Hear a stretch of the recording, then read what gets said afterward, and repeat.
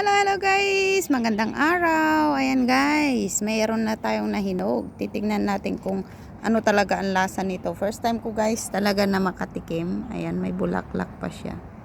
Madami siyang bunga guys. Hanggang baba. Ayan guys, so kung nakikita nyo. Mga bunga niya.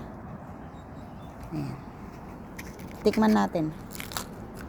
Wow, ganito pala laman nito guys. Maliit. Titikman ko for the first time. Ganito pwede na bang kainin? Ganito guys.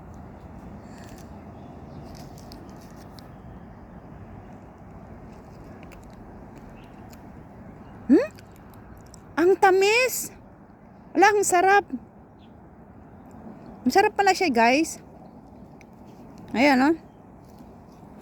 Yan lang, na-share ko lang for the first time. Nakakain din ako nito.